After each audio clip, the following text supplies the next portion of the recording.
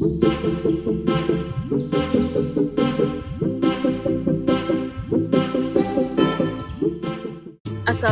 warahmatullahi wabarakatuh. Perkenalkan, nama saya Eka Dwi Safitri dari kelas S8L untuk NPM 2017 43501778. Untuk sebelumnya saya berterima kasih kepada Bapak Ahmad Prastian selaku dosen materi saya dan juga kepada Bapak Cedrico selaku dosen teknik saya yang sudah membimbing saya sampai saat ini. Sudah bisa dimulai, Pak? Oke, silakan dimulai. Ya, silakan dimulai. Baik. Assalamualaikum warahmatullahi wabarakatuh. Selamat malam. Perkenalkan, nama saya Eka Dwi Safitri. Saya dari kelas S8L dengan NPM 2017 43501778. Untuk saat ini saya akan mempresentasikan untuk hasil tugas akhir saya dengan tema perancangan aplikasi sistem penjualan papan tulis pada CV Master Abadi Jakarta Timur berbasis Java NetBeans. Untuk sebelumnya kita bisa masuk langsung ke bab yang pertama. Di sini ada latar belakang. Untuk latar belakang ini menjelaskan bahwa CV Master Abadi ini berdiri pada tahun 2019 yang didirikan oleh Bapak Mansur Mustafa. Untuk perusahaan ini bergerak di bidang penjualan. Awal berdirinya CV Master Abadi tersebut dikarenakan banyaknya permintaan barang dari pelanggan. Yang awalnya perusahaan ini memproduksi barang hanya sedikit, namun dikarenakan banyak permintaan, maka pendiri berinisiatif mendirikan CV untuk jangkauan yang lebih besar. Ada beberapa identifikasi masalah. Untuk yang pertama, proses pencatatan data penjualan masih dalam bentuk manual yang dilakukan dengan pencatatan menggunakan buku untuk membuat setiap laporan. Lalu yang kedua, proses perhitungannya yang dilakukan dalam transaksi penjualan kurang valid. Lalu untuk yang ketiga, proses pencatatan dengan menggunakan buku membuat pengeluaran perusahaan jadi lebih besar. Untuk yang keempat, proses pencatatan yang masih manual membuat karyawan dan pemilik kesulitan dalam melakukan pengecekan jumlah stok. Adapun untuk identifikasi yang kelima, di sini karyawan sering kesulitan dalam memperoleh informasi tentang produk dan persediaan produk yang tersedia. Lalu yang keenam, belum tersedianya tempat promosi secara luas untuk memperkenalkan produk yang dijual. Lalu untuk yang terakhir, yang ketujuh, hasil laporan penjualan masih berupa lembaran-lembaran kertas yang mudah hilang dan rusak, seperti itu. Adapun untuk batasan masalahnya, di sini ada beberapa batasan masalah. Untuk yang pertama, data yang akan dikelola dalam aplikasi. Lalu yang kedua, pembuatan laporan hasil pengelolaan data. Yang ketiga, transaksi pembayaran akan dilakukan menggunakan uang tunai. Lalu yang keempat, program hanya bisa digunakan oleh karyawan dan pemilik perusahaan saja. Untuk yang kelima, aplikasi yang dibuat bukan berbasis online. Untuk yang keenam, aplikasi yang dibuat hanya untuk penjualan saja.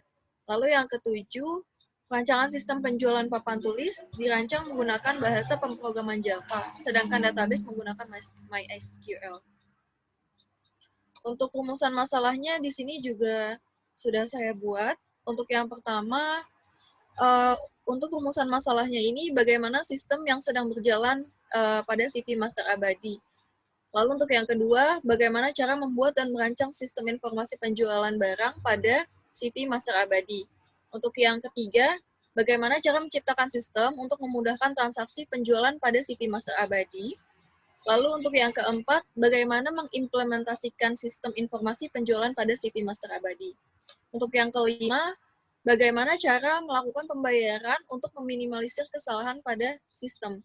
Lalu yang keenam, bagaimana cara memudahkan kerja karyawan dalam mengolah data penjualan. Lalu untuk yang terakhir atau yang ketujuh, bagaimana cara pemilik dapat memantau stok barang untuk menganalisa penjualan pada CV Master Abadi. Untuk yang selanjutnya, tujuan penelitian ini juga sebelumnya sudah saya buat. Untuk yang pertama, dapat membantu CV Master Abadi dalam manajemen data penjualan. Lalu untuk yang kedua, mencegah terjadinya manipulasi data apabila masih dilakukan secara manual. Untuk yang ketiga, memudahkan CP Master Abadi dalam mengontrol persediaan barang. Untuk yang keempat, penelitian dilakukan untuk pembuatan aplikasi penjualan agar memudahkan pemilik dalam menganalisa hasil penjualan agar menjadi lebih mudah. Untuk yang kelima, mengatasi masalah dalam melakukan pengolahan data penjualan maupun data persediaan barang. Untuk yang keenam, meminimalkan pengeluaran yang dialokasikan seperti membeli buku. Untuk yang terakhir, mempercepat proses transaksi. Adapun kegunaan penelitian ini, untuk yang pertama, mempraktekkan apa yang telah penulis dapatkan selama belajar di bangku kuliah dan menambah pengetahuan serta wawasan penulis dalam bidang perancangan sistem informasi. Untuk yang kedua, menambah pengetahuan dan informasi baru untuk pihak kampus, dosen, dan mahasiswa terhadap kemajuan teknologi yang sedang berjalan atau berkembang. Untuk yang ketiga, memberi kontribusi kepada masyarakat dalam hal transaksi agar dapat diproses dengan cepat dan akurat. Untuk yang keempat, melatih mahasiswa agar dapat menganalisa suatu sistem. Untuk yang kelima, diharapkan penelitian ini dapat memberikan informasi dan pemikiran yang dapat bermanfaat untuk CP Master Abadi tersebut. Untuk yang keenam, dengan adanya sistem aplikasi ini diharapkan dapat membantu memudahkan transaksi pada perusahaan. Untuk yang ketujuh, dapat digunakan sebagai bahan pertimbangan untuk memperbaiki sistem penjualan tunai pada perusahaan. Oke, terima kasih untuk Eka. Ya. Iya, Pak. Oke, kasih tepuk tangan buat Eka. Semangat ya. Oke, terima kasih sudah ya semangat belajarnya. Programnya nanti dikembangkan lagi ya, ditingkatkan lagi ya kalau ada kekurangannya ya. Iya. Nah, diperbaiki lagi ya. Mungkin dari penulisannya juga atau tampilan programnya yang menurut lebih indah ya, kalau bagus gitu, lebih efisien tampilannya gitu ya dari programnya. Oke. Ini saya akan mempresentasikan untuk tugas akhir saya yang bertema perancangan sistem informasi penjualan papan tulis pada CP Master Abadi Jakarta Timur berbasis Java NetBeans. Baik, untuk langkah pertama kita bisa aktifkan untuk modul Apache dan modul MySQL-nya terlebih dahulu. Setelah diaktifkan, kita bisa masuk ke bagian database. Di sini sebelumnya sudah dibuat untuk database barang, lalu pembelian, pengguna, penjualan, dan supplier. Setelah dibuat database-nya, baru kita bisa menggunakan aplikasi tersebut. Baik, langsung saja kita gunakan aplikasinya. Seperti inilah tampilan aplikasi penjualan papan tulis CP Master Abadi. Nah, seperti inilah tampilan login aplikasinya. Di sini terdapat username, password, dan hak akses. Langsung saja kita masukkan untuk username-nya. Setelah itu kita masukkan password-nya.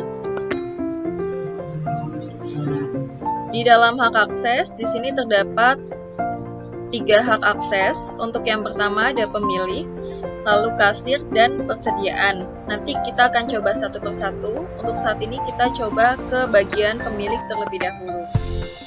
Langsung saja kita login. Nah, seperti inilah tampilan utama pada aplikasi penjualan papan tulis. Nah, langsung saja kita masuk ke data master untuk yang pertama di bagian data barang. Seperti inilah tampilan data master barang. Di sini terdapat untuk kolom penginputan dan untuk tabel data barangnya.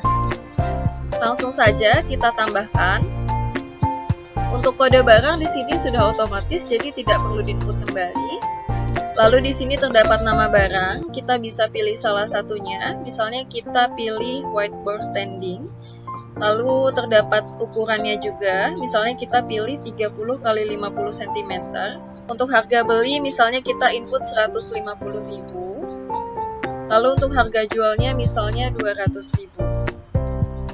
Untuk stoknya kita input 10. Lalu kita pilih simpan. Simpan data berhasil. Langsung saja kita cek. Nah, di sini sebelumnya sudah terinput untuk whiteboard standing dengan kode barang B023 untuk ukuran dan harga beli serta harga jualnya juga sudah sesuai.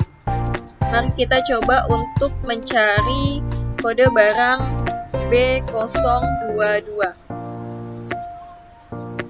Nah, di sini ditemukan untuk kode barang B022 dengan nama barang whiteboard.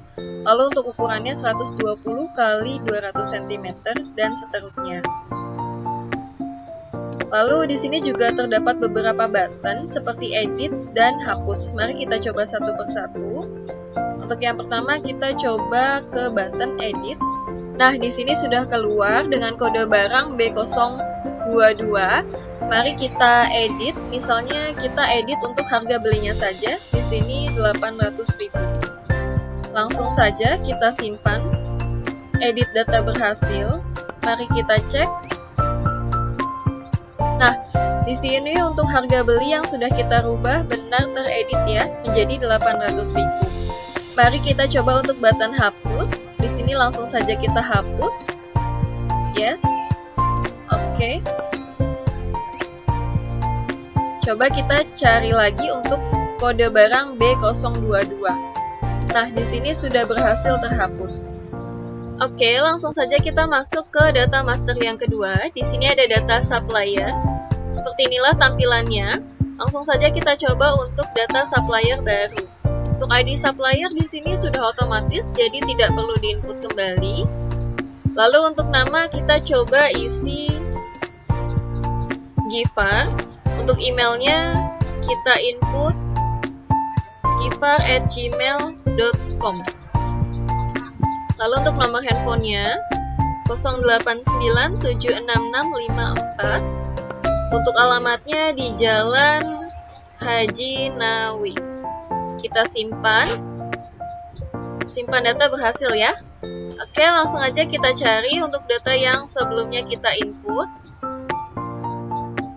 Oke, datanya sudah berhasil terinput ya. Mari kita coba untuk button edit. Di sini kita coba edit untuk nama suppliernya saja. Oke, kita simpan. Edit data berhasil. Coba kita cek kembali. Nah, di sini sebelumnya kita mengedit untuk data supplier menjadi Gifar Gugun. Sudah berhasil ya.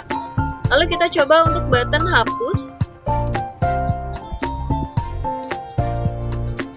Hapus data sukses ya. Coba kita cari lagi. Nah, untuk hapus data supplier sudah berhasil.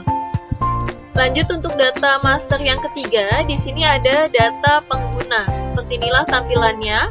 Langsung kita coba. Untuk ID pengguna di sini juga sudah otomatis ya. Misalnya untuk penggunanya bernama Ira. Untuk username-nya kita samakan saja agar lebih mudah. Untuk password-nya kita isi sesuai dengan keinginan kita. Pada hak akses kita coba pilih ke bagian kasir. Lalu kita simpan. Simpan pengguna berhasil. Oke, langsung saja kita coba. Di sini untuk username-nya tadi kita buat Ira. Untuk password-nya yang sudah kita buat. Lalu untuk hak akses di sini kasir. Langsung saja kita login.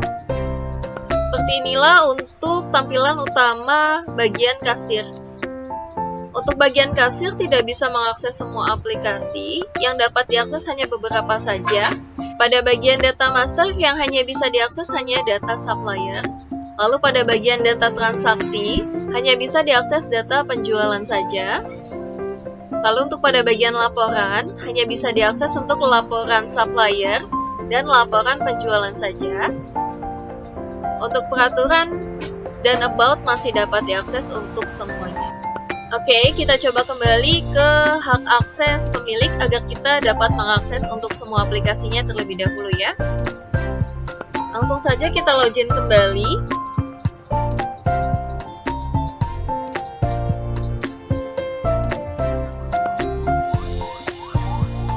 Nah, mari kita coba untuk ke menu selanjutnya. Di sini ada data transaksi.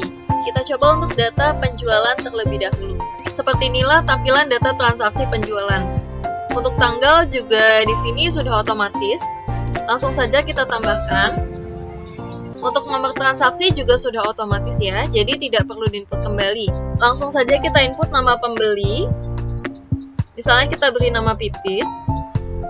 Misalnya untuk kode barang kita pilih yang whiteboard. Untuk jumlahnya di sini kita pilih 1.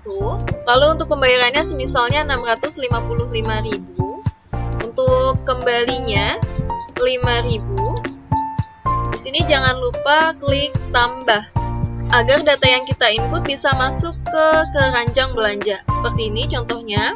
Lalu baru kita simpan. Nah, di sini terdapat cetak kwitansi nota. Yes. Oke, seperti inilah tampilan untuk kwitansi penjualannya. Langsung kita close. Oke, selain data transaksi penjualan, kita juga memiliki data transaksi pembelian. Seperti inilah tampilan untuk data transaksi pembelian. Langsung saja kita tambahkan. Untuk nomor transaksi juga sudah otomatis, jadi tidak perlu diinput kembali.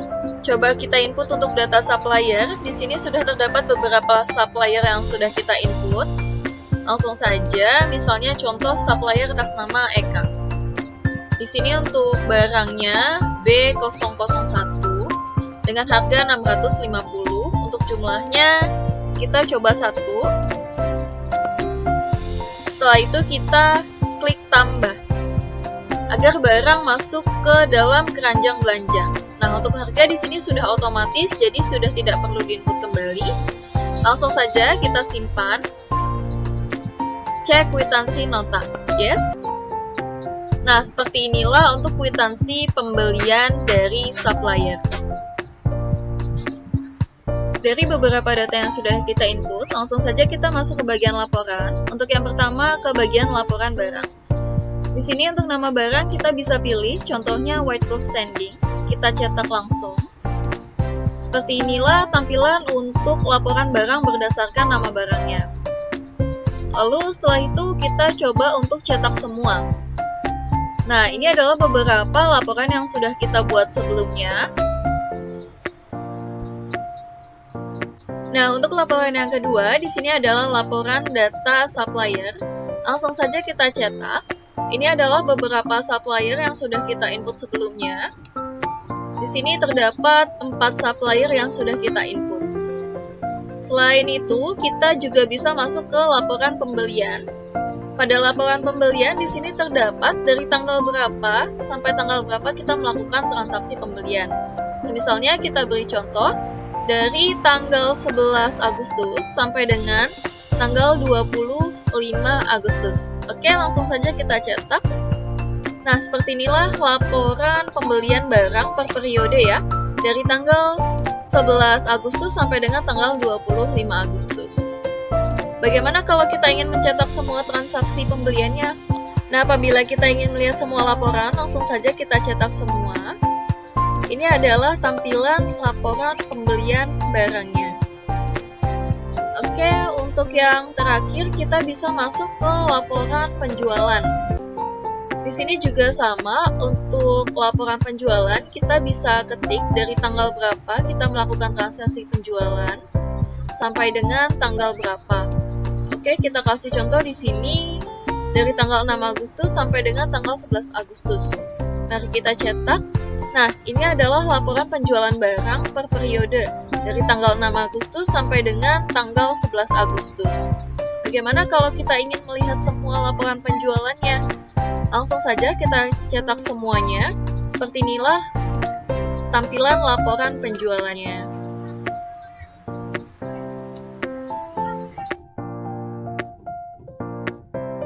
Oke, untuk menu selanjutnya di sini ada menu peraturan.